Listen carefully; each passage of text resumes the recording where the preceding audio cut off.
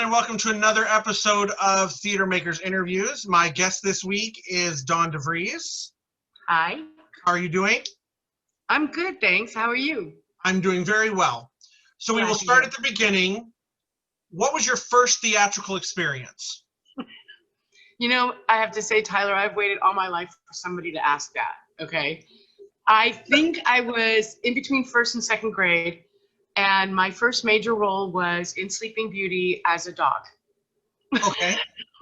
Actually, it was all the younger kids were cast as animals in the castle, and so when the evil witch, evil fairy came in, I barked and growled at her when she cast the spell. I fell asleep, and then at the end of the show, we all woke up. That was it. But I think I was good enough because I was casting the lead in the next show, which was a puppet show. Yeah. Okay. All right. And what was it that made you fall in love with performing? You know, my mom always took us to cultural events. It was something that she did. She took us to a lot of shows, and I saw a lot of them starting really young at like small regional theaters, you know, where it was professional, but it was small. And and then she put me in dance when I was 3 years old. And I've never been shy about being in front of people. And I really just fell in love with being on stage. I mean, I had a girlfriend that she was a music major, she was a voice major, and she was terrified to be on stage. And I love her dearly, but I always wanted to say to those people, get off the stage, leave it for those of us who really love it, you know? And so I don't know when I fell in love, I really don't. But much the same as Liz, I did shows when I was a kid too, in the neighborhood, at people's houses and that sort of thing.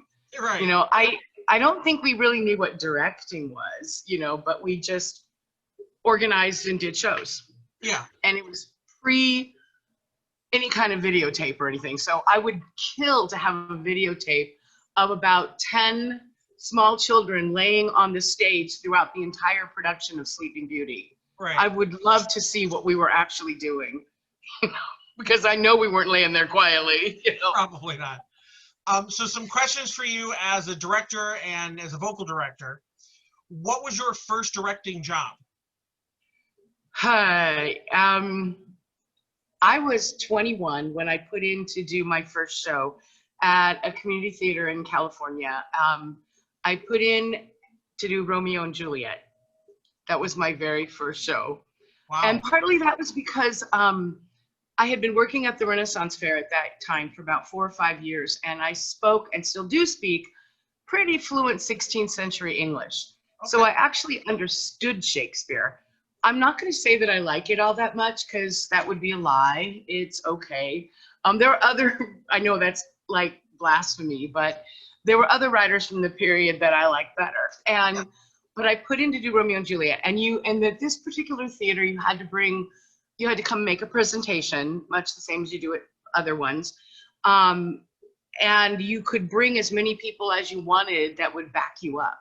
And I was lucky to have some of the heavy hitters in that theater back me up. And I remember what sold them was somebody said, well, we're really afraid that it won't sell out. And I said, well, Shakespeare's been selling out for 400 years. I mean, you know, and that got me the show. And in California, the theaters that I was involved with ran shows for 6 weeks, 4 or 5 performances a week. Yeah. That was the way they all were. And so you had more time to get word of mouth out, you know, right. And you waited for that one good review before people would come. And I was lucky to get it. They sort of compared it to Three Musketeers, the Romeo, Benvolio, and Mercutio. Yeah. And that was my first show that I directed. I actually ended up doing Lady Capulet in it. I was when I directed the show, I was 22. When I put in for it, I was 21. So I was all of 22 playing Lady Capulet, which wasn't in that period so outrageous. Yeah. Because Juliet's only 13. You know, well, the mom says I had you for a year by the time I was your age. So, and that was because somebody came out that audition and she was good, but she had a book called How to Cold Read Shakespeare. Oh. Tyler, we're not cold reading Shakespeare. Yeah. You know, we're doing it. And I kept asking her to put it away. And please stop sharing it with the actors, because I wanted them to understand what they were saying. The only way for the audience to understand was for the actor to understand. Right. You know, like the famous line, Romeo, Romeo, wherefore art thou, Romeo, means Romeo, where are you? You know, it doesn't mean, or why, where, I'm sorry, it doesn't mean Romeo, where are you? It means Romeo, why are you Romeo? Why are you, what the heck is that other family's name? The Montague. Capulets. Thank you, I lost it for a minute. The Capulets and the Montagues, why are you a Montague? Why does it have to be that way? So I wanted people, you know, I've seen high school productions where they go, Romeo, Romeo, wherefore art thou, Romeo? And she's not looking for him, she's asking him why. So with this woman, like showing this book around, the actors weren't doing the work on learning what they were saying. And I asked her repeatedly, and I ended up firing her, you know, which, as you know, is hard in a community theater, right? Yeah. And there was no one else to do it, so I ended up having to do it in my own show. Yeah. You know, which, what are you gonna do? But that was my feeling. That scared you going in that first time as a director? Oh God, yes. It was because I was so young that adults would take me seriously. You know, that the older people would think I knew what I was doing or would ignore me. And so consequently, it was a fairly young cast because I was really scared that I wouldn't be taken seriously, you know, as a director, that people would be like, I don't have to do what she says. And excuse me, and I'd had some really good mentoring as a director before all of this. So I had an idea. And I know that there are some directors that come out and they just feel like, well, in my opinion, what I say to most of my cast, and I don't know if I said this when you were in Smokey Joe's or not, but I basically say, this is a dictatorship, a benevolent dictatorship, but it's a dictatorship nonetheless. Yes. You have to fit into my show, my concept of the show. And you can't, oh, there he is. Yeah. You can't do your own thing. Hi, baby. Sorry, I have to say hi. You can't do what you want and fit in the concept of the show. Right. That was what I was the most scared of, was that I would not be, my vision and my youth would make people not take me seriously. Understandable. Now you said you had some mentoring beforehand. Did you get some very good advice before that first time directing? I did.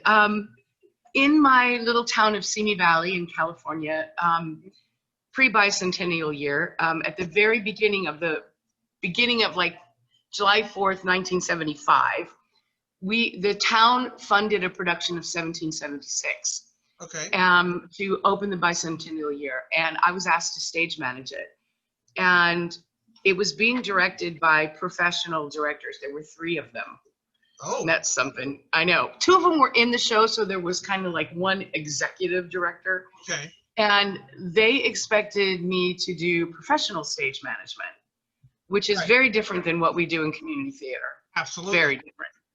And one of the directors who played Richard Henry Lee in 1776 was a director at the Mark Taper Forum. Are you familiar with that theater? Okay, so you know that's like LA Broadway. And he kind of took me under his wing and taught me to stage manage, but at the same time to direct.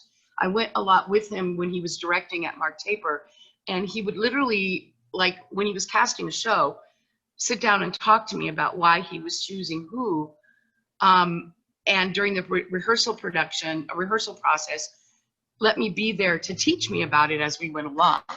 So I was 17 when I started that, and by the time I was ready to direct, or I felt I was ready to direct, and it really wasn't that I didn't feel ready to direct earlier, it's when I felt that people would accept me as a director. Right. He had worked with me all along there, and that was, I can remember in 1776, I was mad at a crew member who wasn't doing something I needed them to do, and he climbed up a light pole to fix a light, and I remember saying, "Get down here right now, or else." And my friend Richard, who was my mentor, said, "Or else what? Or else what are you gonna do if he doesn't come down? Is this the way to deal with it?" Right. And that was the first time that he, you know, stop me from doing it, and how to handle, like, I hate pickup rehearsals. Okay. Most of the time, in my experience, they have been a blow off. And I know that we have to let some steam go, you know, I know that. And it's just that we get cocky after that first weekend and we're like, we know what we're doing, we can play. And as you know, in professional theater, stage manager is in charge after the show, first curtain goes up. So I was sitting at the first pickup rehearsal, that brush up, as we call them, that the directors had called, and they were there, but the actors were falling off their chairs, leaning back in the big congressional scenes, leaning back as far as they could and falling out of windows and excuse me, stuff like that. And they leaned over to me, the director said, what are you going to do about this? I'm supposed to do something? I mean, you know. So they said it was my responsibility to make sure the actors did what they were supposed to do, or else don't do it. And so I picked up my things and I stood up in the middle of the first scene and said, okay, we're done. Call us tomorrow at 7. See you tomorrow night. Don't be late. And I left all the actors sitting on stage, and myself and the 3 directors walked out and went and had a drink at Howard Johnson's while the actors sat on the stage going, what now? And they were, I just like, I'm done. I'm, you know, if you guys aren't going to do this, I'm not going to do it. So it changed.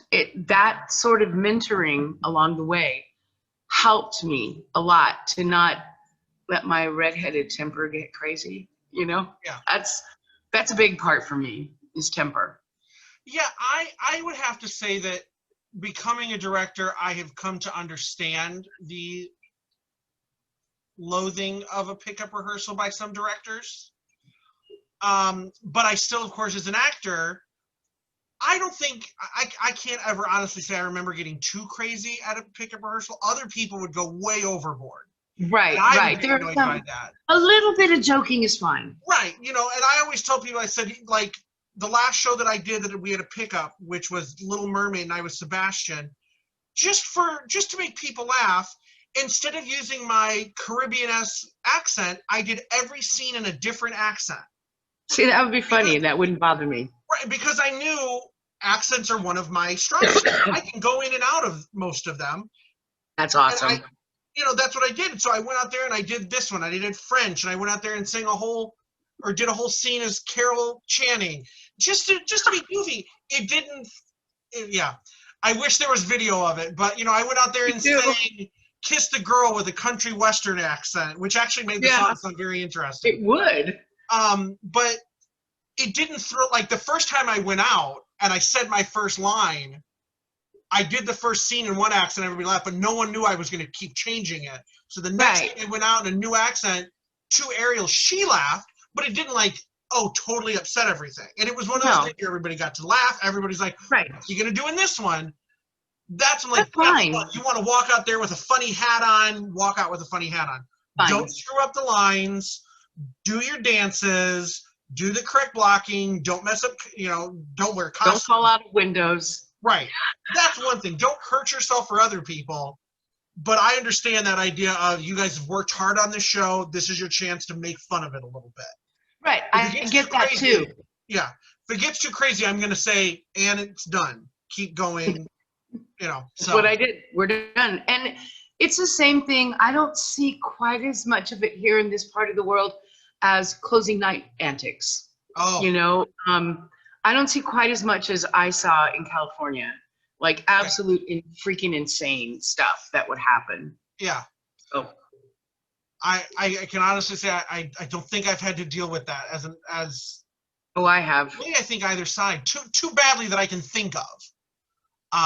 Yeah, I was in a melodrama. There was a melodrama theater in Moore Park, California. It was actually truly a melodrama theater back when, in part of the vaudeville, you know, it was an old theater, and we would do a melodrama in the old style, you know, and I was almost always cast as the arch villainess, which I really loved, which they're usually sort of goofy. They're in melodramas, they're sort of inadvertent villains, you know. Yeah. And there was, you know, I had lines like, London is indeed a den of the most terrible vices, you know, stuff like that. And then something would happen. Like I was in this scene where I was in my house, and there were 6 elephants that were big to small lined up on the mantelpiece. And I came out there for my first scene, and they were all standing on their heads. And it was, instead of lined up, and it was like, you know, I mean, it just caught your attention.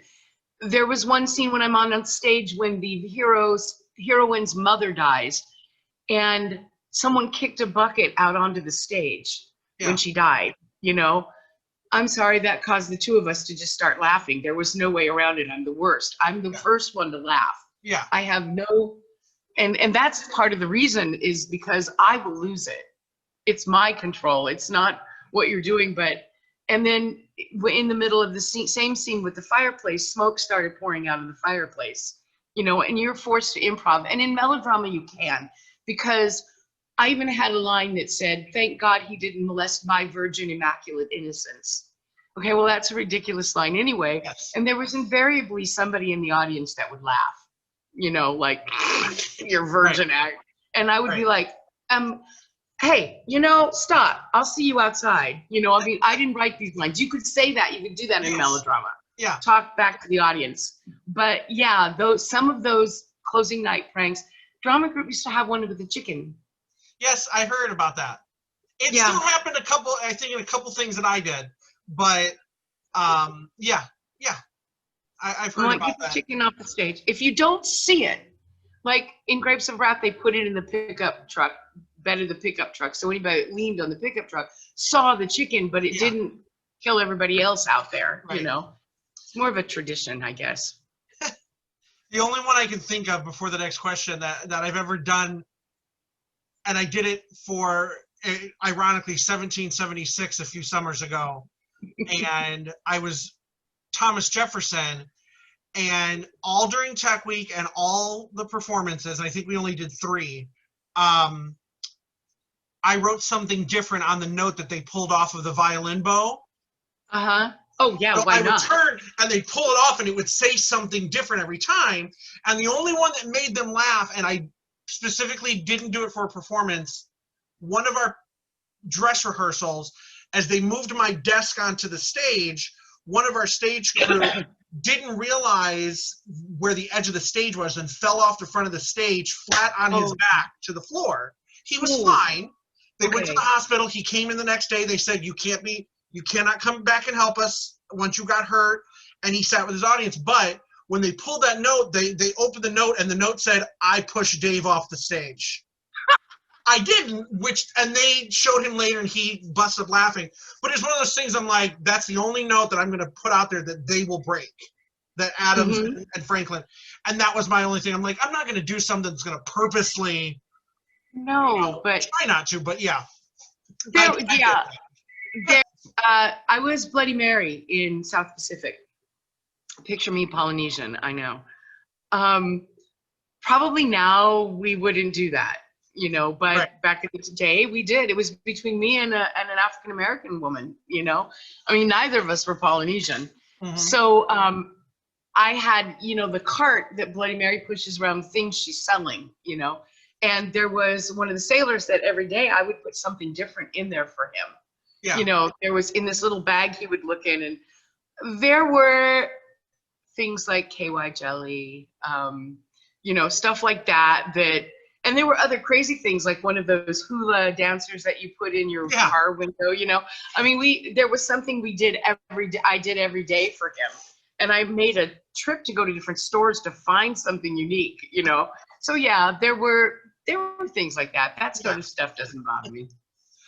So is there anything specifically that you learned from your first time directing that you still kind of hold with you? Yeah. Favoritism. Okay. I know that sounds really weird, but as a director, it's really hard sometimes there's always going to be somebody that you really like what they're doing. And to make sure that the rest of the cast doesn't feel less because you like that person. I mean, I know that sounds like kind of an obvious thing, but I see it all the time. I'm sure you do too. Mm-hmm. When a director favors someone and they seem to get treated different or talked to different. Yes. Mine, yeah, that was something that trap I fell into, and worked really hard to never let that happen again. Okay. You know, I want everyone in my cast to feel equal.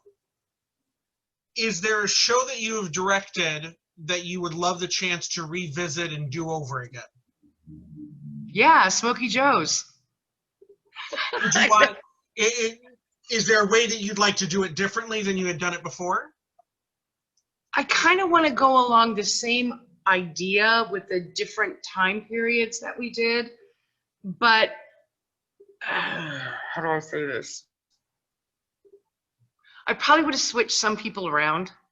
You know, I probably would switch some people around. That, yeah, that's all. I just probably would have switched some people around. And I would also say Miracle on 34th Street. I didn't ask to direct that show. I was asked to direct it. And it's really not one of my favorites. And the book script is really bad. It's just really bad.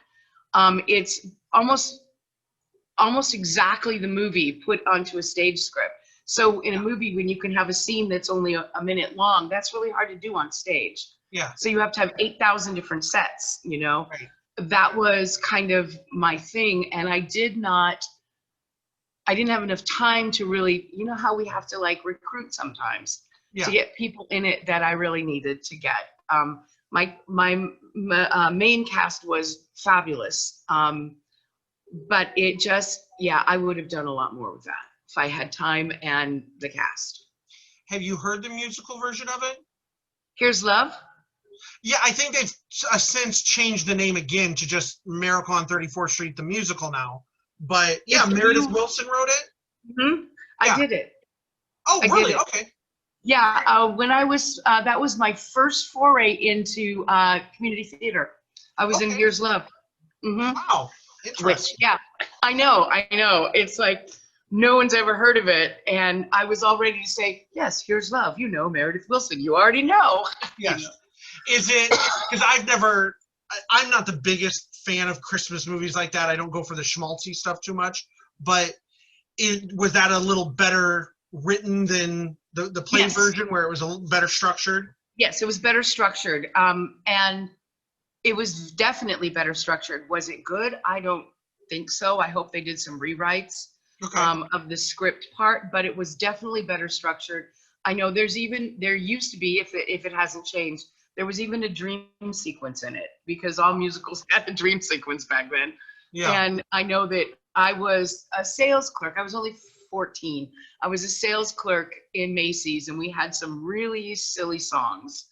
I mean, really singing about a plastic alligator, literally. This famous plastic alligator's guaranteed for life. It was a little song. It'll swim like a fish, pull it, The only song I remember that was important from that, or that was remembered, was It's Beginning to Look Like Christmas. That one, and what's the, there's another one that the Osmond brothers did. Oh, I can't remember the songs. Is it Pine Cones and Holly Berries? Isn't that part of It's Beginning to Look Like Christmas? I think they've done that as a duet sort of a thing with the Lennon sisters. Pine cones for you, popcorn for me. I'm thinking of a different one. Okay, because that was and Holly Berries, something like that. But that's one of there too. Yeah. But honestly, I don't remember. I remember only those two songs. So, and I was one half of Tweedledee and Tweedledum in the Dream Ballet. Neither one of us would be called Tweedledum, so we had two Tweedledees. Yeah. Okay. I'm not going to be Tweedledum. So you kind of already possibly given this answer, but in case you'd have a different one for it. What is the hardest decision that you had to make as a director for the good of all involved in the production? That was it, firing someone. That was the one? Yeah. But you know what? There was another one, which was keeping someone. Okay. I know that's what I'm not going to say the show or the person. So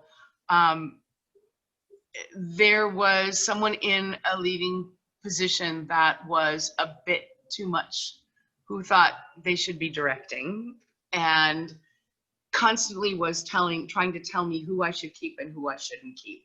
Like, get rid of this person because they suck in that. And it's like, look, you need to stop, you know? Yeah. And they wanted their girlfriend to play the part that someone who hadn't auditioned, that I had called in to be in the show. But the person that auditioned, honestly, she was very quirky, and I gave her the role. There was no one else because no one else auditioned. And they wanted me to switch the parts, and I would not do that for the morale of the show. Yeah. You know, it might have been a better show that way, but I couldn't do it because everyone has to feel safe where they are. And I couldn't let them think that I was being pushed by this other person, you know. So getting rid of someone and keeping someone, both. Okay. Because it's not always about, in community theater, it's not always about the best show. It's also about what's right for the people in it. Yeah. You know, it's also a big part for me, making them feel, I mean, that's, if you ask me somewhere down the line, like the most influential thing that was ever said to me about being a director, I can tell you that. But that was really important to me, was making the person feel like they're growing. Right. You know? And sometimes that makes it the best show. Exactly. What do you look for when you were watching people audition for you? I watched for somebody to touch me.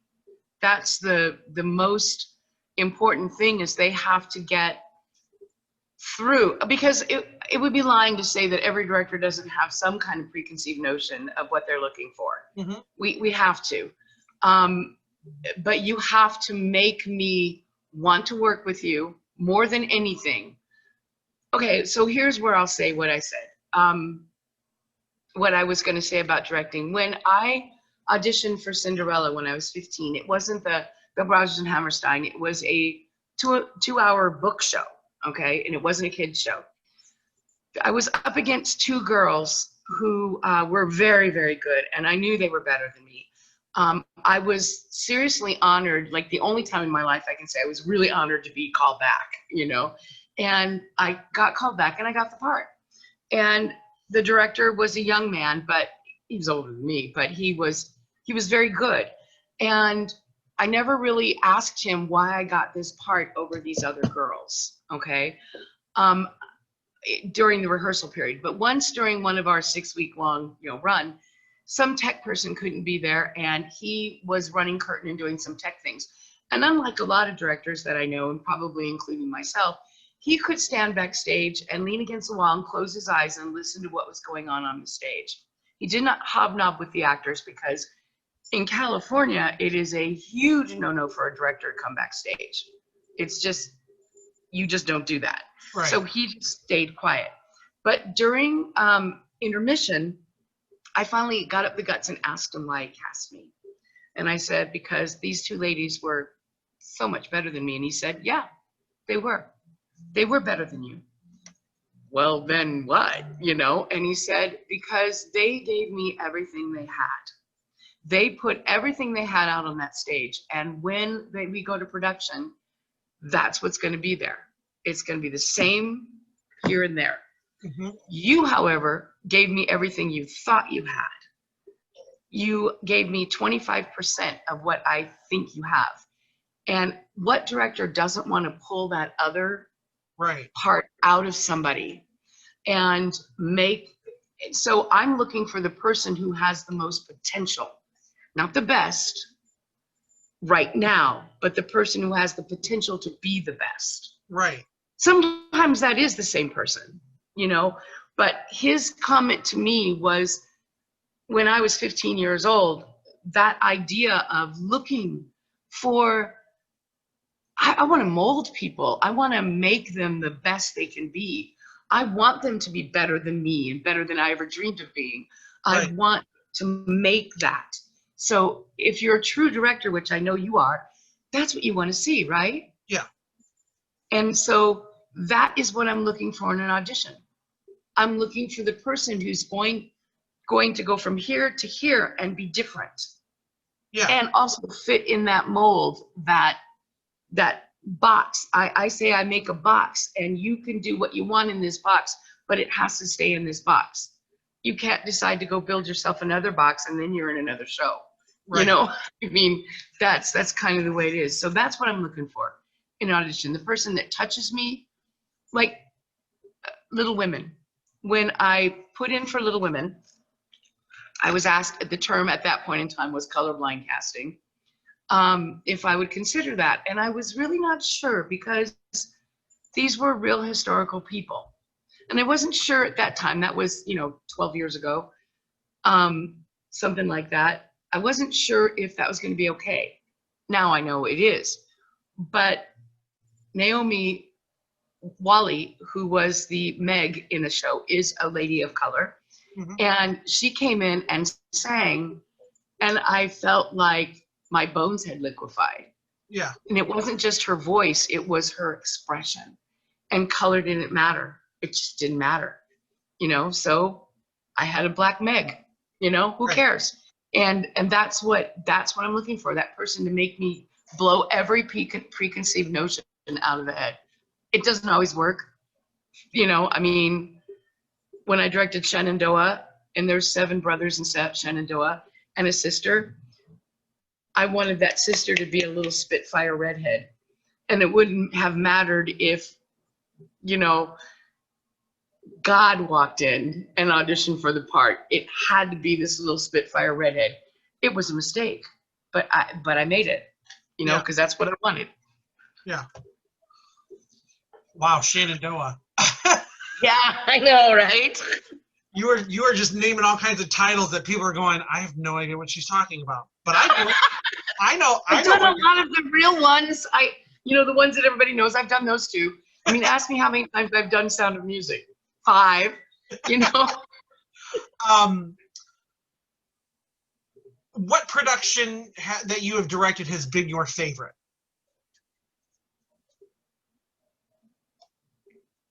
It's going to be Little Women. Okay. Yeah, that was a tight, beautiful show.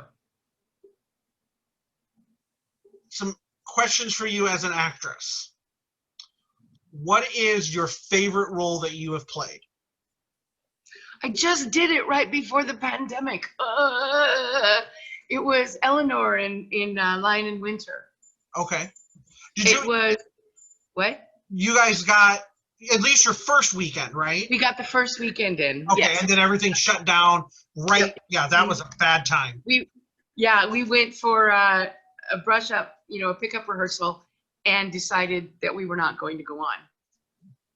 Which everything closed down that Saturday. So, because first it was like people making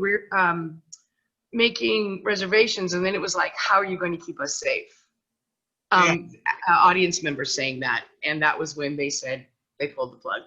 Yeah. And then we didn't officially close till June. Right. Because we thought we would, be able to go on later, but it was finally officially closed in June. Yeah. Yeah. So that was it. Is there a role that got away? Ooh. I have to think about that one. No, I don't have one that got away. Okay.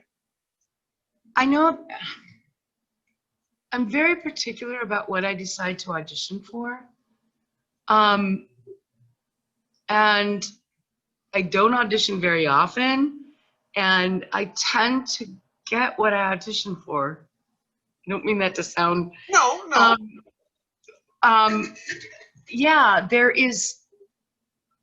Wait, I'm thinking... Oh, and yeah, but I ended up getting it after all. So no. Like in that production or later in life? In that production. Okay. It was, I know this is going to sound crazy, but I have done Music Man so many times. There's one everyone knows. I have done Music Man several times, and I wanted to play Ethel Toffenmeyer. Okay? I was too young to do the mayor's wife, Eulalie, yet. And so I auditioned for Ethel Toffmeyer, and the way we used to do it in California was you hung out and waited while they did the cast, and then they came out and announced it. Yeah. So I'm waiting, and I remember the assistant director coming out and asking me if I would take something other than Ethel Toffmeyer, and I said, I don't know. And he said, well, now you have to decide. I said, no, now you have to decide. You guys have to decide who you're casting, Right. and then I'll let you know. I don't like that whole, will you take another role? Which gave me bad news right then, you know? So then they cast me as Mrs. The only one that has a Mrs. in her name, Mrs. Squires, or something like that, Mrs. Squires. The smallest of the Pick a Little Talk a Little ladies. And I'm like, I would have taken Alma Hicks, the one that does, oh yes, that woman made brazen overtures. Right. And my director said, and I told her that, I said, I'm sorry, I'm not going to take this part. And I understood they didn't cast me as Ethel because of the combination of the couples, you know, what looked best. Right. And I said, I would have taken Alma Hicks, but Mrs. Squires, and she said, I just really needed somebody with a strong voice. And like everyone around looked at her and just looked at her and waited for her to hear what she said. And then she went, oh my God. And what happened was she went to the woman who she gave Alma Hicks to, who was in her first community theater show and terrified to have gotten any kind of lines, and said, would you mind switching? And she was like, no, I don't mind at all. Please give it to somebody else. Yeah. So yeah, it was just like, what? Hello, I was the one with the voice back then, you know? Yeah. It was funny. But no big roles.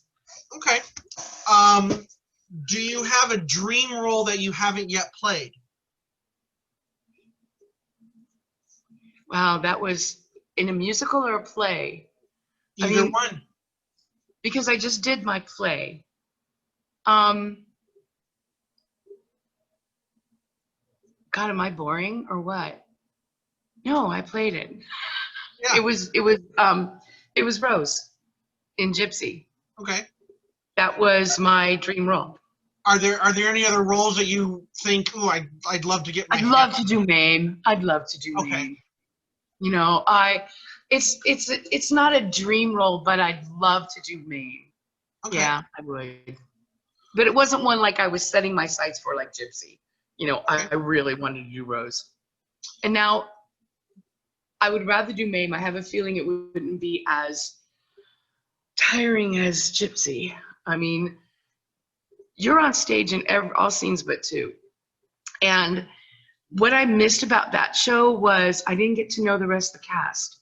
Yeah. Because you were just always working, you know? So yeah, I think it was Gypsy, yeah.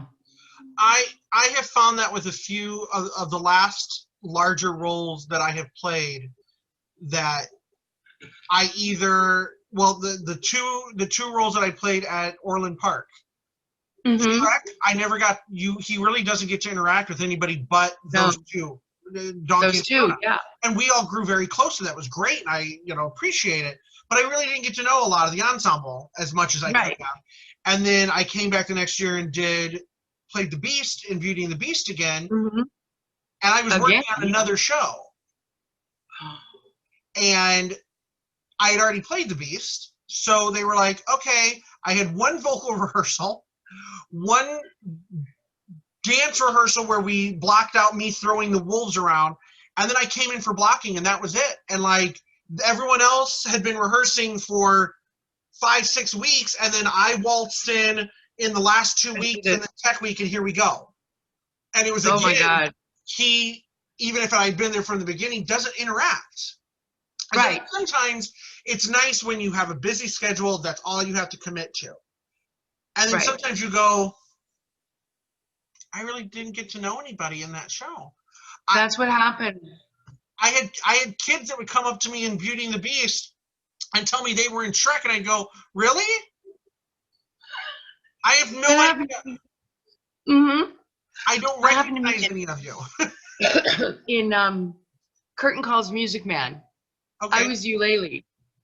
And they had cast 800 children. Sorry, I'm going to say it.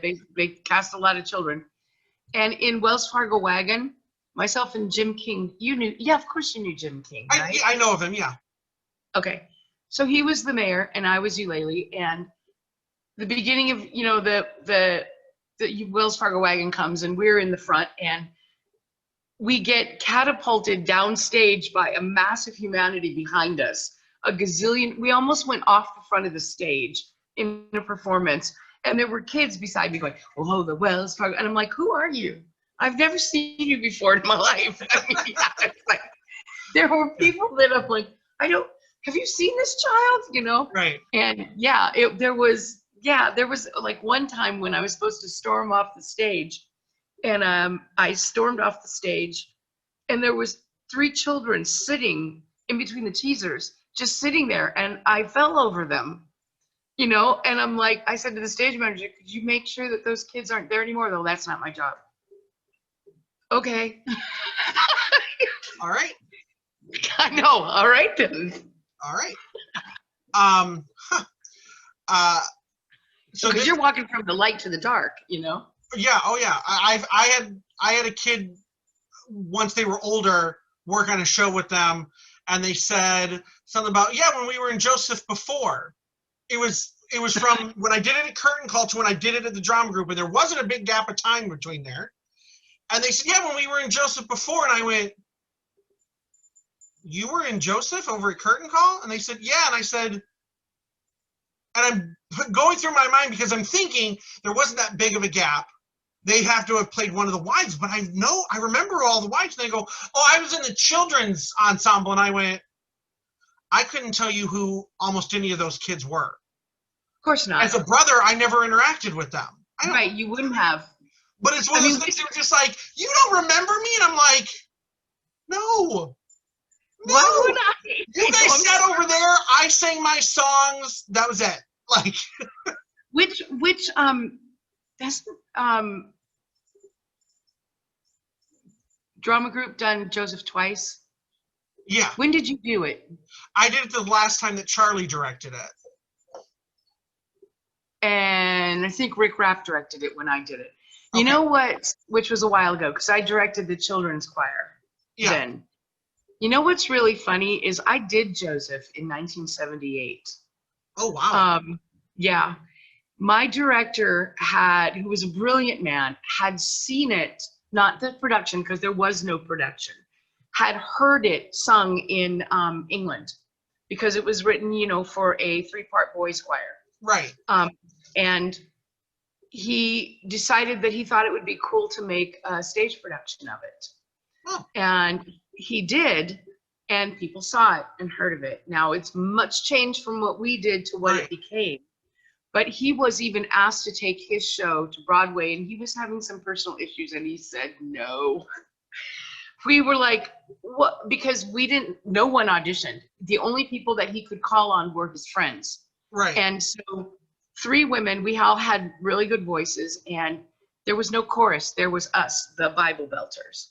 We backed up the entire show. Their narrator was a man who could sing it, you know, like it was supposed to be sung. And we didn't even have enough brothers. There was even a joke about, after all, there's 11 of us and only one of you. And one of the guys would always go, 1, 2, 3, 4, don't count, they won't notice. You know, I mean, we said that, don't count, they won't notice.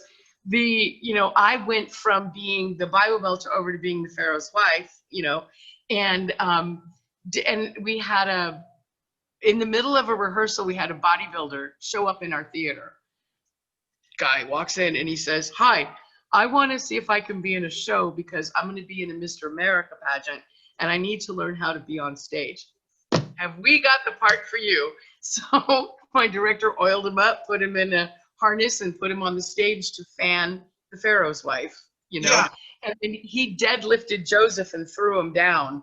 And his name was Bruce, which made it even funnier, you know, because I would get up and go, come on, Bruce, and we'd just walk off the stage, you know.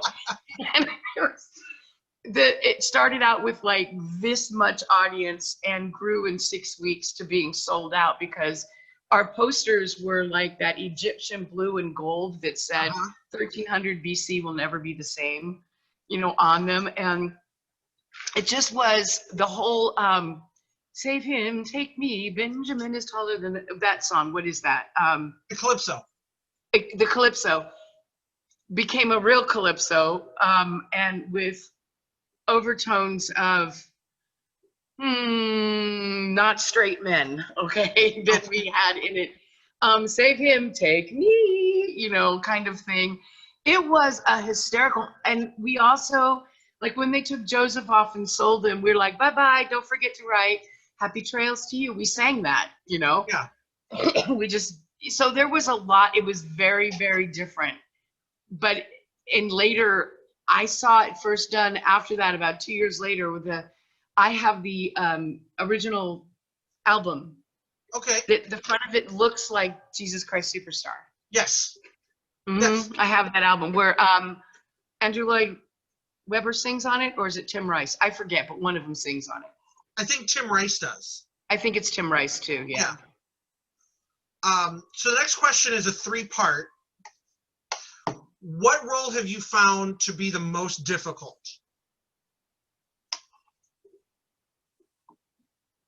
Rose. Okay. Rose. She is not a very sympathetic character, you know? And yet, if the audience doesn't feel some sympathy for her, then it's lost. They Right. won't care about Rose's turn, you know, about that big song. Right. I found that character, and you know, Rick was my director, Rick Rapp, and he actually helped me a lot with that, because in the Everything's Coming Up Roses, he talked about she's lost it here. You know, she just lost her daughter, and she's, you know, I think the best thing was Gil Oliva said to me, because he was in the audience one night, and he said, "You scared me in that song." I was scared. And he said, "I thought you needed to go to a loony bin." And I said, "That's exactly what we were looking for. You know, we wanted it to look like she has just lost everything that is so important to her, but she's still going to be, you know, her only way of dealing with it is manic, you know?" Right. Right. So that was, but yet she still has heart, and she still loves. And that was hard. That was really hard to make her sympathetic, especially when she doesn't have the dog with her. What role have you found to be the most fun? Quilters. There's another musical everyone's heard of. Okay. Quilters. That no one's heard of. I love that show. That show was so much fun. It's only 7 women. That's it. And it's a take throughout of like American history through quilting. And I am not a quilter, and have no love of doing it at all, or a love of quilts. But that storytelling in that show is beautiful, and the music is gorgeous. That was probably the most fun I had. Which role have you found was the most rewarding? Again, Rose. Okay. Has to be the hardest role was the most rewarding. Okay. I mean, that makes sense, doesn't it? Yeah. Yeah. I think so. Yeah, it was the most rewarding. What role taught you the most as a person? Okay. Here's another musical everyone's heard of. The heck's the name of it? Pipe Dream. Do you know it? I've heard of it, yes. Rodgers and Hammerstein. Doing a role that I did the lead in that. Fauna is her name. And I was really too young for it. But their choice was to go with the age or go with voice. That was kind of the way I saw. So they went younger.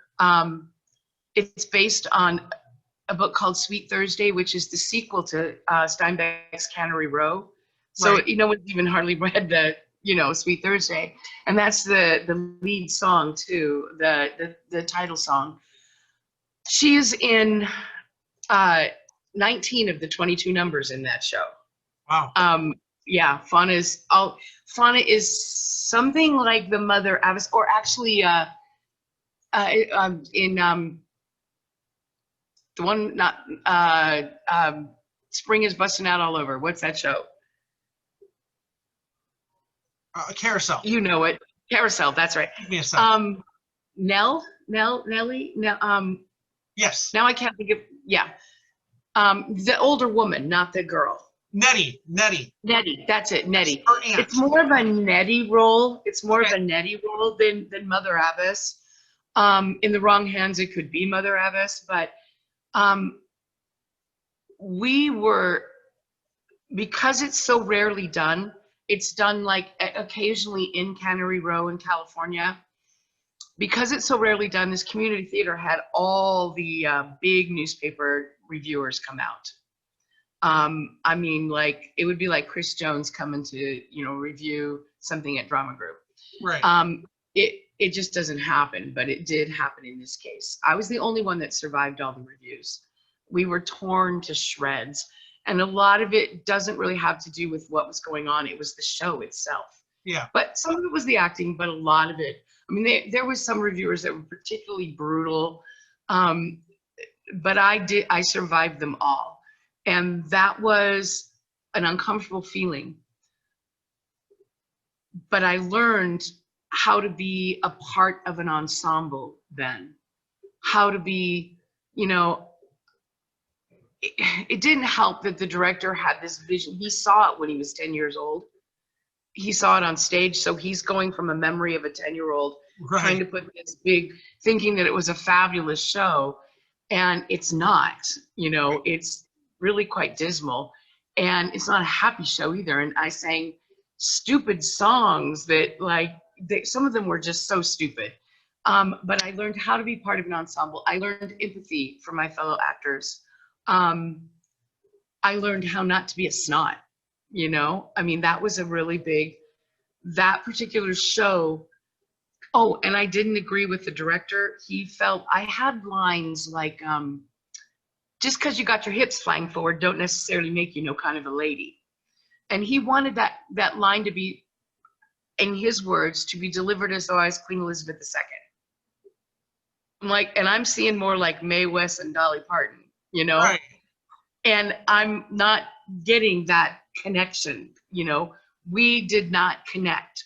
And so I think the most important thing that show taught me was, when I audition for a show, make sure that my vision for a part and the director's vision for a part can live hand in hand. Yeah. Because sometimes you come in thinking you're going to do it this way, and this director has completely different idea. Absolutely. And if you're not malleable, you're all going to be unhappy. Right. And I tried to do it his way, and the first review said that I was a little bit stiff, but by far the best thing in the show. So I fell back into the way I thought it should be done, and at the end of the show, he thanked me in front of everyone for saving his show. I didn't like that feeling at all. I didn't. Yeah. I didn't. I didn't. I still don't. It still makes me uncomfortable. And I really learned that you just have to make sure that if you're auditioning and a director is telling you to do a certain thing in an audition, if it really goes away against the way you can feel you can play that role, then you shouldn't do it. Right. Absolutely. What has been your greatest accomplishment as an actress?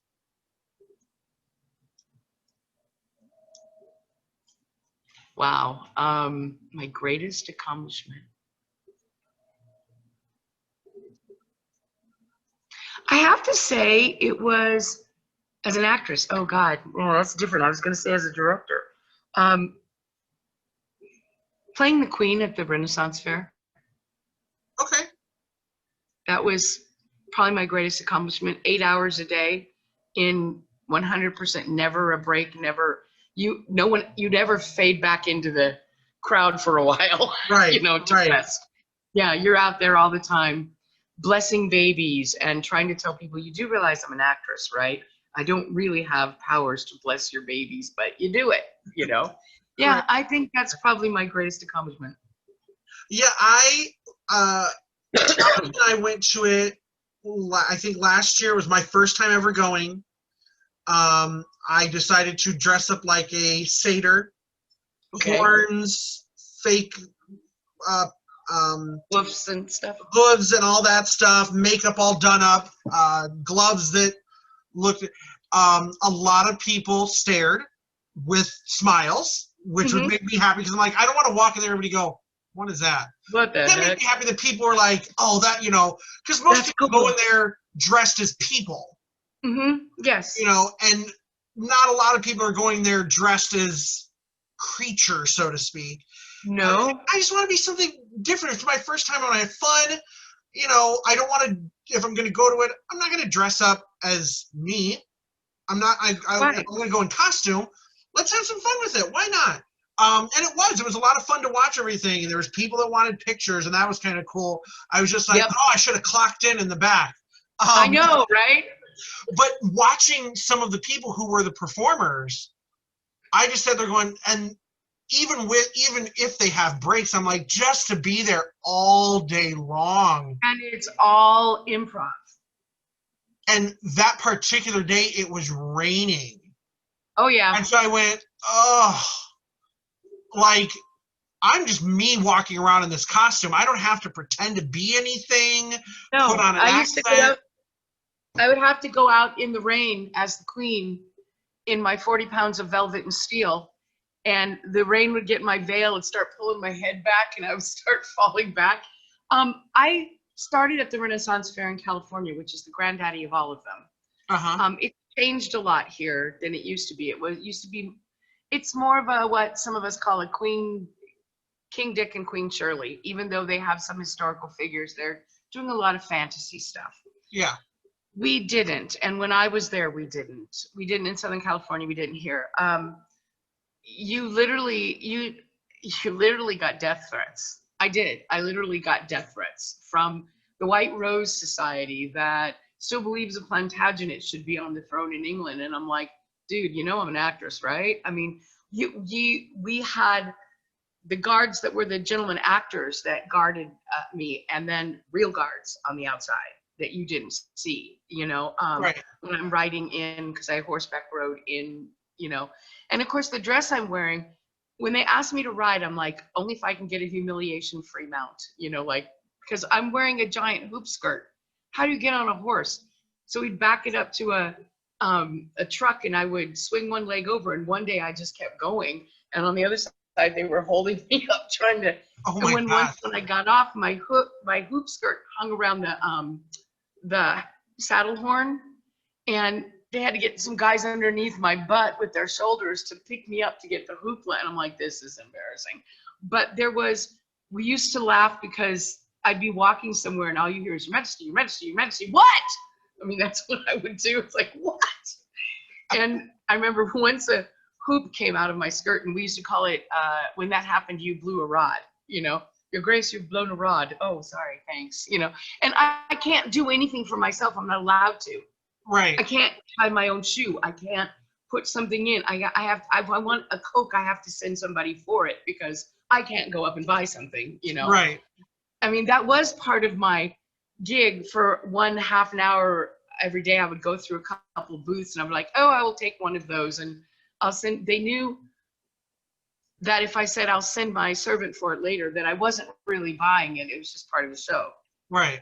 That was part of the act. But there's only 20 minutes of a scripted show. The rest is all improv. And I think that's a pretty damn fine, you know, thing to do. I did it for 3 years, and you go through a lot backstage too, because, oh, she's a snob. She won't go out with us afterwards. Are you kidding? I'm face down in the mud, exhausted. You know, I mean, it's, you know, I've been out here in 90 degrees weather with solid velvet and layers of clothing doing improv for 7 hours.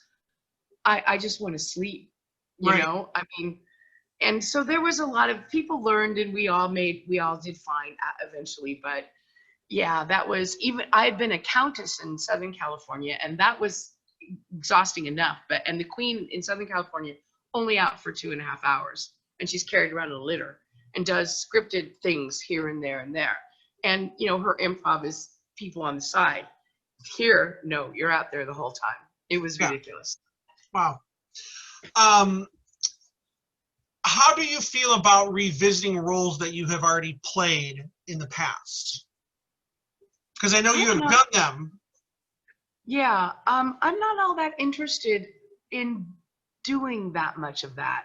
Okay. I have, like Sound of Music, played Mother Abbess 3 times, but it's been working up the food chain till when it was finally paid to do it. You know, I mean, that's different. There hasn't been, you know, it's funny with like Mama Rose. I have no desire to do that part again. Okay. It was so. And one of my friends said, "Are you kidding? You'll be like, I'll be in the trailer till you all learn your lines." And I'm like, no, it's not like that though. You have, you know, you have to do the. I'm not really into reprising roles, with a few exceptions. Like, I would love to do Eleanor again, obviously in Lion and Winter, you know, but because I didn't have time to grow into the role, you know. So I'm not. Yeah, that's not. There's always new things to do. Right. You know? When you played when you were in Sound of Music those 3 times, 5. But you played Mother Abbess 3 times. When you played it those 3 times, did you purposely try to not do what you had done the previous times? No. Okay. I tried to make what I had done before better. Okay. You know? Like the last time was a professional. It was at Munster, okay? Theater at the Center. And the director he was hard on me. And he said something about Mother Abbess is so integral to this show. And I'm like, seriously, in my opinion, I've never directed the show, but in my opinion, as long as you blow the house down with Climb Every Mountain, that's really all anybody cares about. Really. I mean, that's what they're all waiting for. But I like the fact that there was a time period when people were changing Sound of Music where they were trying to do things from the movie and not doing the way it's supposed to be. Right. Because I played the Baroness once a long time ago, and you have 2 great songs, you know? And but nobody knows them because nobody ever hears them. They didn't hear it in the movie. And I went,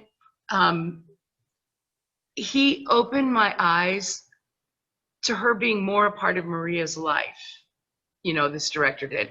Like, as long as they keep, when I did it at Oak Lawn, they took out my favorite things. They made it like the movie. They took out my favorite things. They took it away from Mother Abbess, which is what makes Mother Abbess and Maria mesh, you know? And without that, there's no understanding, you know? But they took that out, and I'm like, okay, whatever, I don't care. Yeah, well, you know, and then they put 600 kids in, and last I checked, there was only 7, but, you know. Yeah. So no, I try to build on, because generally I have an original idea of the way a part should be, and it grows. And so what I've done before, I may want to use that, but make it better. Right. So you don't want to just do what you did before. You change it for the better. Okay. Right. All right. Yes.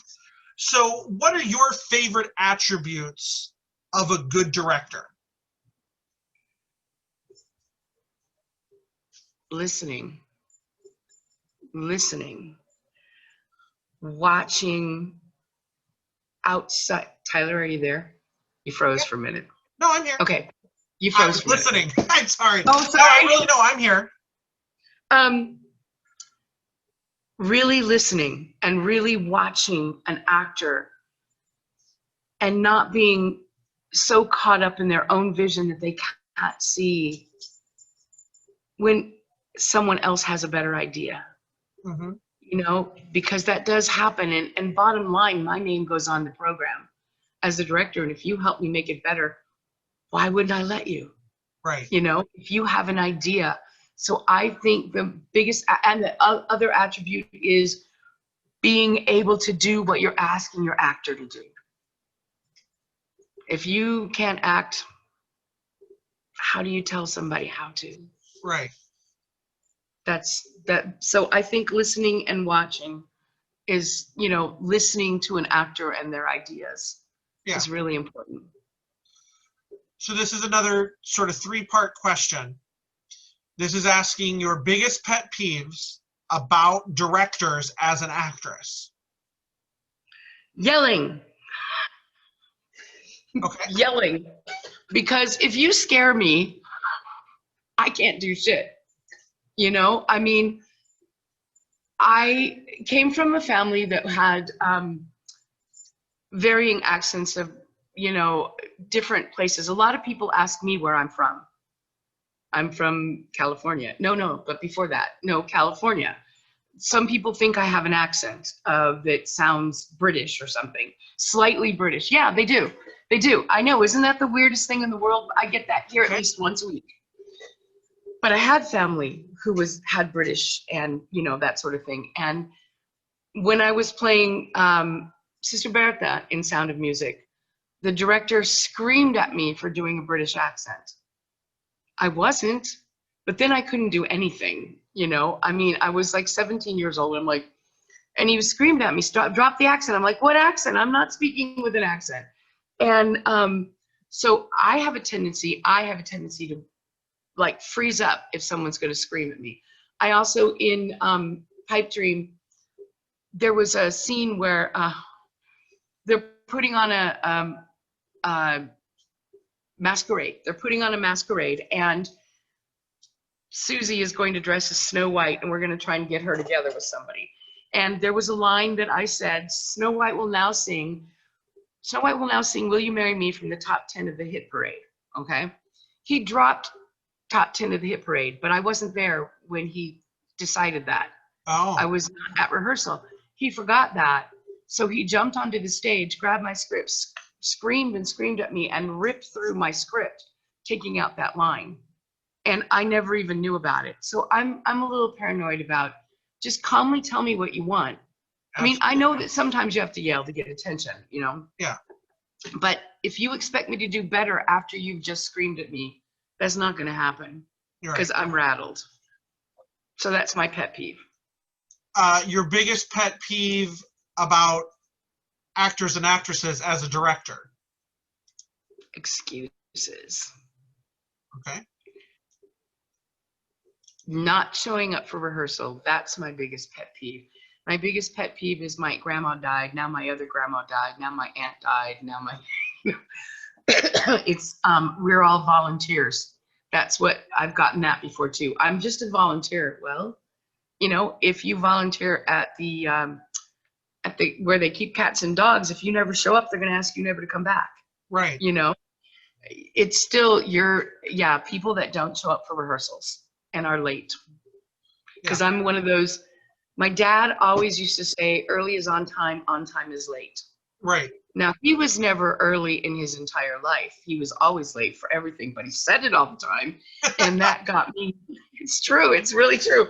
But it got in my head. So if your rehearsal's at 7:30, you don't walk in at 7:30. Right. And I stick to the schedule. If I said that I was working your scene from 7 to 8, that's when we were working your scene. If you walk in at 7:30, you get a half an hour of work.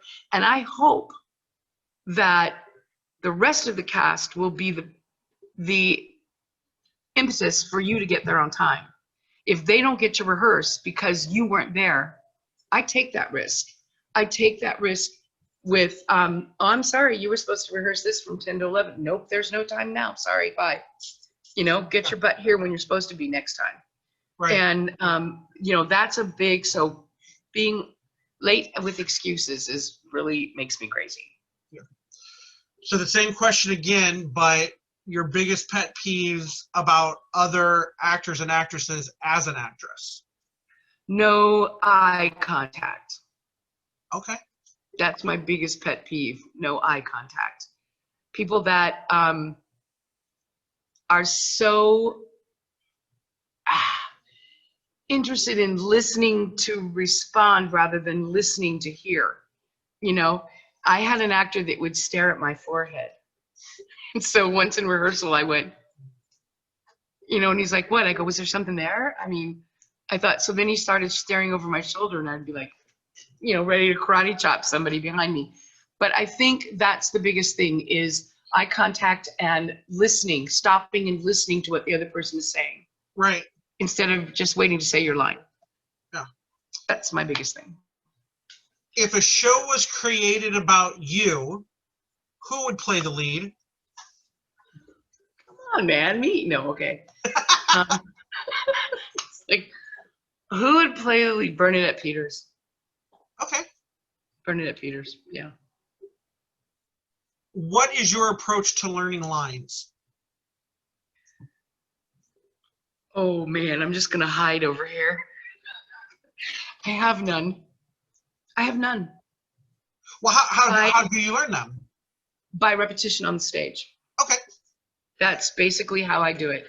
If you tell me I have to be off book at a certain time, I will roll it up, put it in my back pocket, and go, and hope they're all there. And generally they are. But that does not always work. I've been in shows when I was in a particular very wordy show. Well, I think I can say it. It was Matchmaker. And I was Dolly, and it was my leading man had trouble with lines. I thought it was me. I thought it was me all the time. And so I did go home and memorize my lines as a monologue because any cue line I needed, I didn't get. And I didn't realize it till one time I was standing with the stage manager and I looked at the script and I said, oh, he's having a rough night. And they said, always? It's always like this? Yeah, he's never got the lines right. I mean, close enough, but never right. And so it was terrifying for me. And so I learned, I did actually sit down and memorize the script almost as though it was all a monologue. So no matter what he said, I could find my way back. You know, it was like leaving crumbs in the on the ground for going back. I don't really have, I don't record the lines or listen to them, or I'm just so old school that I just learn them as I go. And I will have, now that, you know, for the last 30 years, I've had a husband, so he can read lines with me sometimes, but I don't do it very often. Yeah. You know? Yeah, I just kind of. I tend to do the same thing of, I don't look at my script outside of rehearsal that much. Sometimes if it's a lot of stuff, yes, I will, but not very often. Only 2 times, they were both plays, did I practice my lines with someone outside of rehearsal. But it's always been we're off book, that script goes away and I probably won't pick it up again. Yeah. Because I have the thing where the script is here. Yes. Exactly. And so I'm just looking at the script as I'm talking to you, saying your lines, making eye contact. But you know, doing a scene, I'm a big about that too. If we can, and it needs to be, I'm going to look at you. Right. To do that, you know, I like to think of when I did Doubt a few years back, and the woman that played Sister Aloysius, who's a very good friend of mine, nicest, sweetest woman in the world, exact opposite of this character. And I just remember sitting there thinking sometimes as we were sitting there, I'm watching her do the first scene where they interact, and she's talking and I'm doing this and I'm stirring the tea and all this stuff. But the entire time she's talking, I just see the script right here. And it's as if someone's typing it out on a typewriter at that time, that I'm totally into it. And that's when I know I'm comfortable with it, is when I can totally be present in the scene, but hear this. When I can, then when I say, that's exactly right. A perfect, actually a good way to explain it to people is sometimes you would see this when they would show, they'd show it on the Oscars, and they'd go to best screenplay, adapted, whatever, and you'd see the scene and they'd show the script scrolling underneath it during the telecast. That's what I have. And I'm just seeing the script. Yeah, I kind of have the same thing. Yeah. I see the script and go ahead. No, go ahead. I'm sorry, I was going to say, I know actors that, and it's their own way of doing things. They'll go backstage and look at a script in between scenes. Yeah. And the 1 or 2 times that I've done that, I end up coming out on the stage and my brain thinks I've already done it. My brain now does not know where I am because it has registered that I have done that scene by reading it. and I come out and go, the 1 or 2 times that I've done that. So I don't have a script backstage, you know. Yeah. Lion in Winter was a particularly difficult one because it's extremely wordy.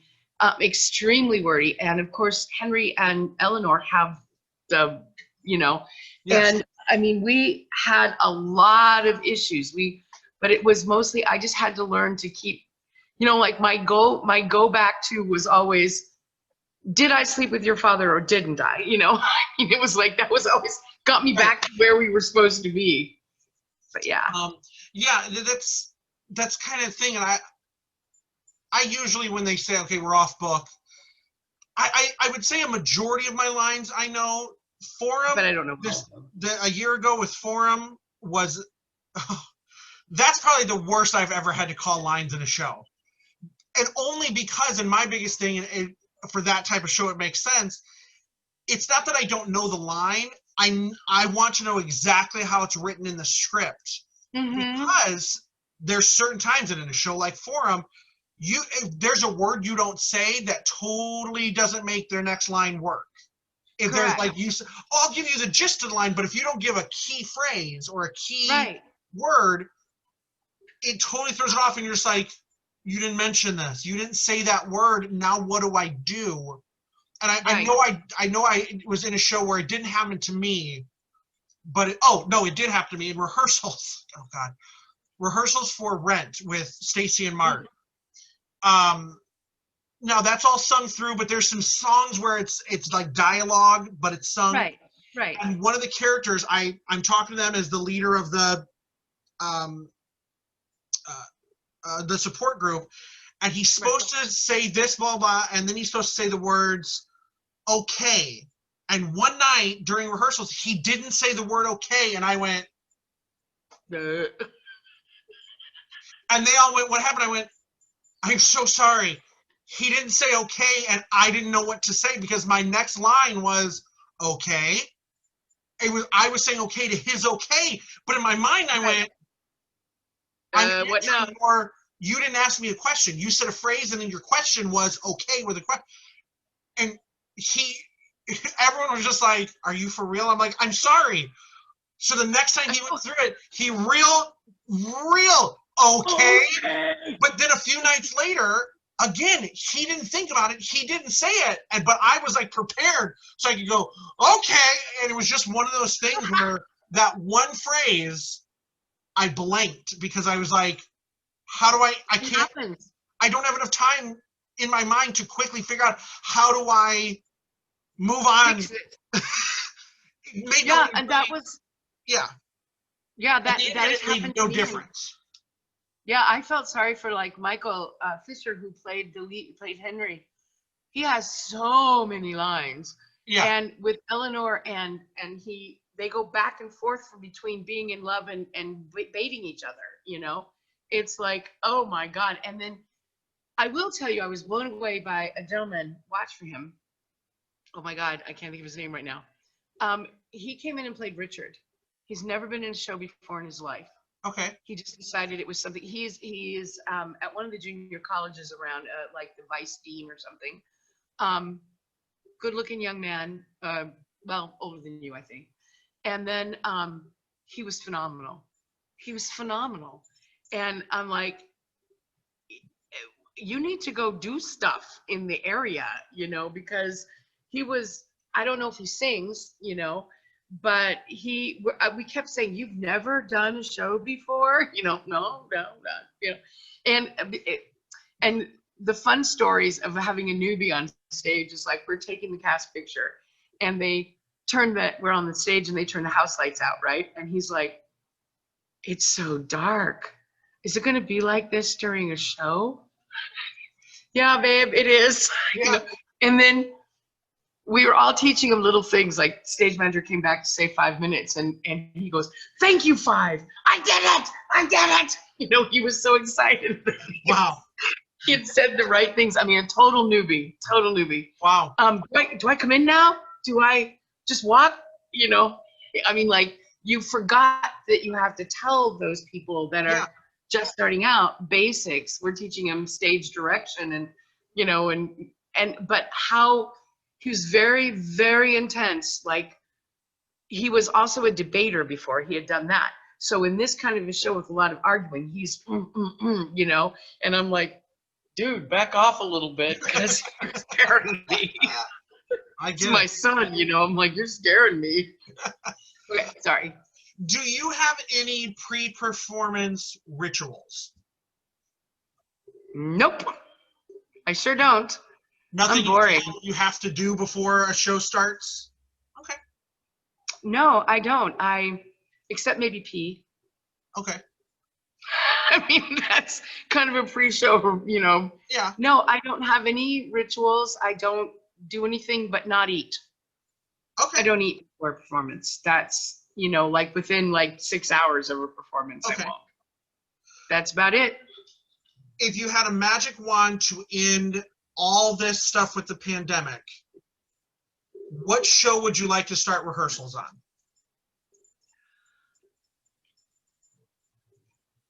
Man for All Seasons. Okay. Love that show, and I've never done it. I would love to direct that show. Yeah. All right. Yeah. In your opinion, what makes a good play or musical?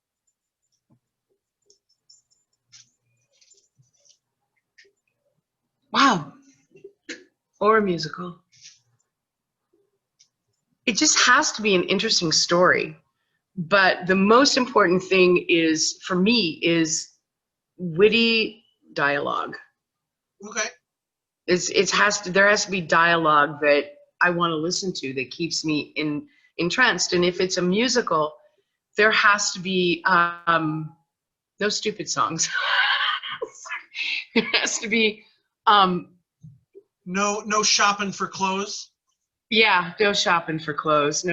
No body. Susie is a good thing. That's one of the songs from Pipe Dream.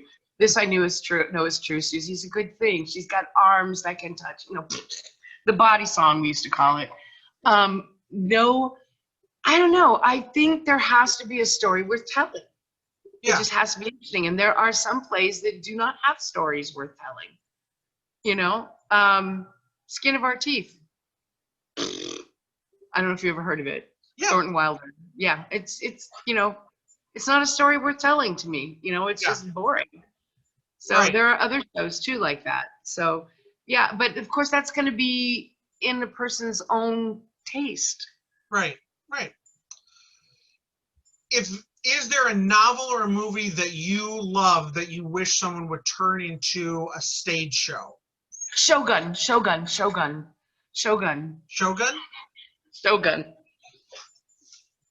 Or Thornbirds. Thornbirds would be good.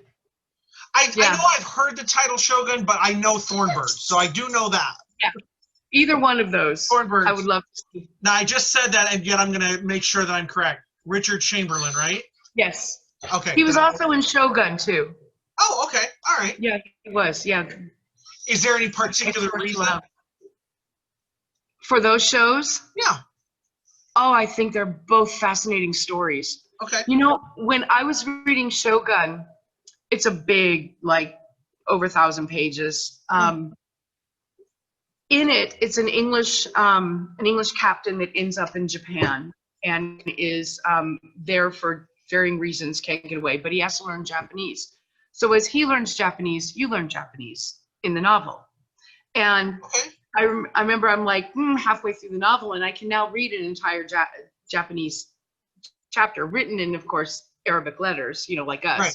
Not, is that what we have? Arabic? I don't know. But anyway, written in English letters, not written in Japanese. But I remember my dad walking past me. I was probably like 19 or something. I'm deep into this novel. And he stops and looks over my shoulder and goes, "What language is that in?" And I'm like, "English? What? I don't read other languages." And then I go back to reading, and I hear him standing behind me doing like, "What?" And then I went, oh, this part's Japanese. When did you learn to read Japanese? About 30 pages ago. You know, I mean, it's like, and I love that it taught something and also. So you have, of the roles that you've played some characters that would be considered heroes. You've played characters that could be considered villains or antagonists. Right. Which do you prefer, and which one is more fun to play? Oh, villains and antagonists. Come on, man. I will take a supporting role any day over a lead role that's romantic and good. You know, I would rather play the other woman, the bad person. That's so much more fun. It's so much more fun. And when I was singing opera in my young career, in opera they have a tendency to typecast you. This is the kind of voice you have, and it's based on your vocal voice. Like, I'm a lirico spinto. So a lirico spinto is generally cast as the villains in Mozart operas, the maid who has an affair, those are way more fun. Fortunately, that fit my personality. I would much rather play like the Baroness in Sound of Music, like we talked about earlier. She's a great role, but she's really underloved because she's cut out of the movie for the most part. I mean, like hardly any of her at all. So yeah, I would rather play those kind of parts. It's one of the positives I liked of that live version, that they kept her and Max's songs in. Right. Have there been any big on-stage flubs from over the years that maybe weren't funny at the time, but you look back now and you can laugh, that are just cherished moments now? It's more of a cherished moment, but I worked in a theater in California. Excuse me, it was an outdoor theater. And we had a director who used to direct Vegas shows. And so everything was huge. When we did Around the World in 80 Days, we had an actual balloon. Because it was the advent of body mics, so they could actually be heard, Yeah. And the parade in Kismet, he added a parade in Kismet that had horses and camels. Because we went around the outside of, it was a dinner theater, and so everybody's sitting at tables, and we had a Palisades around, so we went around that. The South Pacific, they drove a Jeep through the audience for There's Nothing Like a Dame. So there were these really big things. There were also some ridiculous things, like I was in Kismet. I had been Bloody Mary in South Pacific, and then we did Molly Brown, and I was the mean neighbor, which was way fun. The only person in the whole show that doesn't sing a note, not a single note. And my director said, I'm never letting you do that again, because after having, sung Valley High and all this other stuff, the audience, the regulars, were upset that I didn't sing. And he's like, I'm never doing that again. That's not going to happen. You're not playing roles where you don't sing. Yeah. Okay. Anyway, Kismet. I had this costume, and a lot of the costumes we had were very Vegas oriented, in that nothing looked like crap. Okay. I mean, it was fancy. And I had to go from this one outfit to another one, and then to another one almost immediately. And so they had given me a cape that was big enough for 4 people to camp under. Okay. Really, it was huge. And I would just strip down under the cape, and all I did was stand there, like this, and say, yes, O mighty Wazir. That's all I said. And then I would go off and put on my clothes for the next scene. And because of what I was wearing, I stripped everything off. I'm stark nude naked underneath this cape. And the cape got caught up around my neck in the back. I didn't know it. I went out on this stage, and I'm fully covered in the front, but I'm bare ass naked in the back. Oh, and I'm standing on the stage, and it's a 3/4 stage. Okay. I'm going to have to go over here and bow, and I'm going to like bow with my butt in people's face. My roommate was the stage manager and also the wardrobe mistress. And she was off stage, and I heard, Dawn, it's serious. And I'm like, so I'm standing there, and I kind of like look to my side, and I'm like, what's wrong? And I see her like leaning up, reaching up to her back. So I kind of move one hand, and I reach to my back, and I'm like, I have nothing. And it's all the way up here, and there's no way to get a hold of it without like doing serious contortions. So I move over, I walk across the stage sort of sideways, move over, and turn my back because of the way it was angled, so that she can reach me from off stage. But the actor that was standing next to me was like, why are you over here? I have a little bit of a costume issue. You're not supposed to be out here. Shut up, you know, and just leave me alone. And right as it was the cue for my line, she grabbed a hold of the cape and pulled me off stage. I go, yes, flying off the stage. And then I kind of back on the stage, oh, mighty wazir. And she had managed to get my cape down to mid-thigh. And so it just looked like one of Tommy's weird costumes that was long in the front and short in the back, but at least my ass wasn't. Wow. And right. we used to give, our director always used to say, sparkle, everybody, sparkle. And somebody would invariably grab their groin and say, sparkle this. And, you know, and so at the end of the year, we would have sparkle awards. And I won for most embarrassing moment on the stage, you know. There was also an award for best missed entrance, you know, and it was between one of the actors and the fact that the stage manager had completely forgotten to set the set for the next scene. So the entrance that was missed was the actual set. Oh, nice. Nice. Yeah. And you came as Marcina comes out and goes, this is not the garden it was a moment ago. Nope. Sure isn't. Nope. So yeah, that's my most embarrassing moment on stage. I got 2 awards in production. I did the sequel to Annie Warbucks several years ago, and which I loved because nobody knew it. Right. So no one was coming in going, this is how this song should be done, because nobody knew these songs. Love that. And towards the end of it, when we had our cast party, our Drake decided he would create these awards with the director. They'd been friends for years.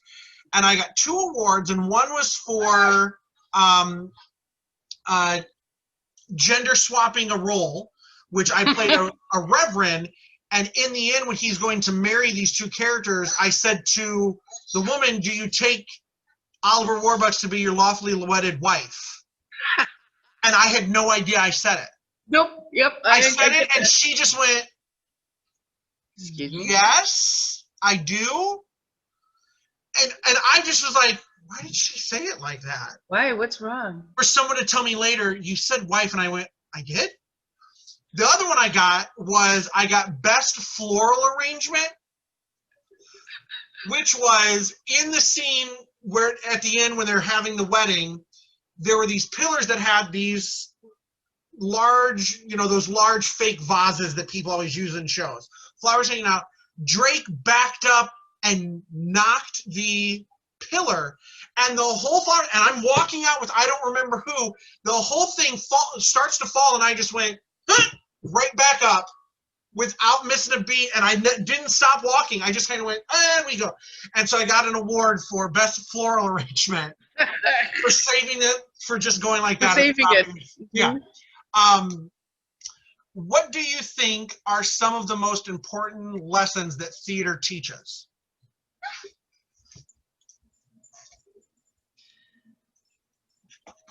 That's a tough one.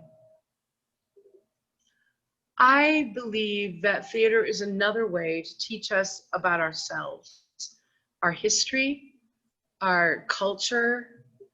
I think that aside from the obvious things like teaching you how to memorize lines, teaching you how to be a part of a team, you know, I think mostly it's the most important thing it does is teach us our history and our culture. Mm-hmm. That's, okay. Yeah. Is there anything within the theater world that you wish you were better at? I wish I was a better actress, yeah. I would like to be a better actress than I am. You don't think you are? I'm not going to say I don't think I'm okay. I think I'm okay. I think that I think there's always room to grow. Oh, yeah. Yeah, I would like to be, where I came from, I was a good actress in California, but I was always looked at as the actress that sang.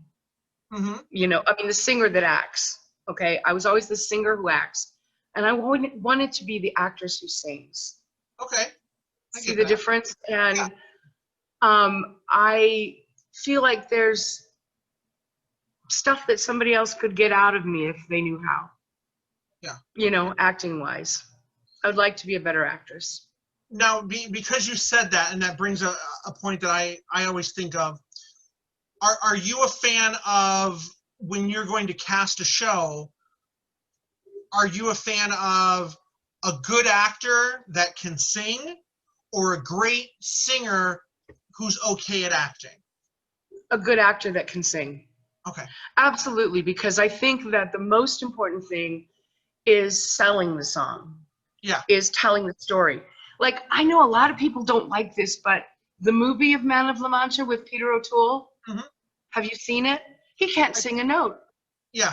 But yet, the man is supposed to be delusional anyway. And it works for me. It works for me. Would I like to hear the Dream the Impossible Dream sung by Placido Domingo? Maybe, yes. But I think it's much more poignant sung by someone who isn't that good and who is delusional in their character. Yeah, I'm definitely, and I think that, you know, like I look at Barnum, what's the guy's name that played Barnum? He wasn't much of a singer. I can't think of the man who played Barnum. On Broadway? Yeah, on Broadway. Jim Dale. Jim Dale, thank you. I was in the same room with him. I didn't think much of him as a singer. Right. He really wasn't much of a singer. And then I saw his understudy, the one that played, I'm bad with names, the one that played Rum Tum Tugger in Cats on Broadway. Yeah. Tall guy. Terrence Mann. He's an amazing, what? Terrence Mann. Yes, Mann. Terrence Mann. He's an amazing singer. Okay. And I saw both performances of Barnum in Los Angeles, both his, Terrence Mann, and Jim Dale. And I saw Jim Dale's after Terrence Mann. It was understudy closing night. And Jim Dale was in the audience, 2 rows behind me. And I kept looking at him and thinking, that guy looks so familiar. How come I know who he is? But he had gotten tan in California and grown his hair longer and, you know, looked more like a Californian. So I couldn't recognize him. And when they came out for curtain calls, Jim Dale kind of went down to the end of the aisle and was like, I was in the front row. He's like clapping. And then Terrence Mann motioned for him to come up on the stage, and he said, no, I'm going, you know. I thought Terrence Mann was phenomenal. And that was with Glenn Close as Charity. And then I went and saw Jim Dale. It's night and day. Yeah. I mean, Terrence Mann was still really good, but it was night and day, the acting. I didn't miss the singing. And I would love to have like somebody who does both. But I think it's more important if you are an actor that can't sell the song, that's not going to work. Right. You know, right. But you have to be able to tell me the story of the song. Yeah. Absolutely. That's my fan. Yeah. And I would say I love A Sucker Is Born Every Minute. I love that. And that's to me is a perfect example of it's not written to be a real singing song. No. But I can see him. And of course, I've never seen it on stage, but I can see this guy him doing it on stage doing this whole thing and this circus world kind of coming to life. So I totally get that. I love that. Final question before our last questionnaire: do you desire to be known for what you do or who you are, and why? What I do. I think the legacy I leave behind me is far more important than who I am. Okay. And I think that legacy will be who I am. You know what I mean? Is part of who I am. I think it's way more important to leave that behind than who I am. Okay. We will end with a short questionnaire modified from the questionnaire created by Bernard Pivot. Okay. What is your favorite musical? Quilters. What is your least favorite musical? Ooh, Finian's Rainbow. Okay. Hate that show. Hate it. 2 shows that people are going to go, I don't know what she's talking about. Finian's Rainbow, really? I do. I think a lot of people know Finian's Rainbow. Quilters, they won't know. There's probably more people that know Finian's Rainbow than Quilters, but yes. Oh, absolutely. And you know what? I lied. I'm so sorry. My all-time favorite musical is Nefertiti. Okay. It was, I'm sorry, I forgot about that one. I was never in it, of course, because it was done here in Chicago for a very short run, and it's never reopened, and they won't release it. Huh. I love the music in that show. Who wrote that? Spangler and Gore. Okay, because I've heard it. I've heard of the show. And it starred Andrea Marcovici and Michael Lapone, or what's his name? Lapone. Her brother, Patty Lapone's brother. Robert Lapone, is that right? Yep. Okay, and I can't think of the other guy, but it was a guy that was on a bunch of television shows, and they're all amazing. Okay. They're all amazing. The music is beyond belief gorgeous. I will have to look it up. Do you have a favorite play? Yes, it is The Lion in Winter. It always has been. Do you have a least favorite play? Yes, and we mentioned it before, The Skin of Our Teeth. Okay. What is your favorite word? Oh, what do I say all the time? My favorite word. Do I have a favorite word? Somebody would say I do. It's actually not one word, it's two words, and it's surfs up. Okay. Surfs up. I'm a surfer girl. What is your least favorite word? Ugh, moist. That seems to be a common thing with I found with more with women than with men. Really? Yeah. Moist Men is don't get gross. bothered by that word as much as women do. I don't know gross. why. I don't either. It's just gross. What sound or noise do you love? Ocean waves. Okay. Ocean waves, my favorite sound. What sound or noise do you hate? Ooh, a cannon. Oh, okay. A cannon sound. What profession? Oh, sorry. Go ahead. No, I was going to say, and knuckles cracking. Okay. I will make sure not to do that around you because I crack my knuckles and my neck and everything a lot. Oh, I will pass out. I literally will. What profession, other than your own, and will include being a director, being an actress, anything that you have done day to day? Okay. What profession, other than your own, would you like to attempt? I would really like to be a starship captain.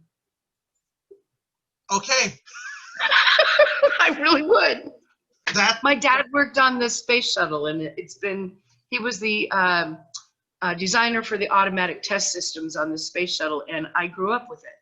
You know, it's in my blood. So That's yeah, awesome. I'd like to be a space shuttle captain. Now, do they call them a space shuttle a space shuttle? I'm sorry, I meant a starship captain. They don't have those yet, but that's what I'd like to be. Okay, that's what I wanted to be sure. I wasn't sure if you actually meant you want to be a captain on a spaceship or you want to be in A starship. Okay. Yeah. That's A big what I thought. ship. It has gravity. It's important that it have gravity already. Okay. I'm not going if there's no gravity. What profession would you not like to do? Oh, computer programmer. Okay. Yeah, blah. And Or anything with that. our final question, if an afterlife exists, what would you like to hear when you get there? I would like to hear my father. He died when I was only 7 months old, so I have no memory of his voice. I would like to hear that. That's a great answer. Thank you. Thank you for joining me this week. It was a blast. Thank you all for watching once again. I hope you all enjoyed some of Dawn's stories and insights. And we will be back again next week with another episode. Cool. Everybody stay Bye. safe.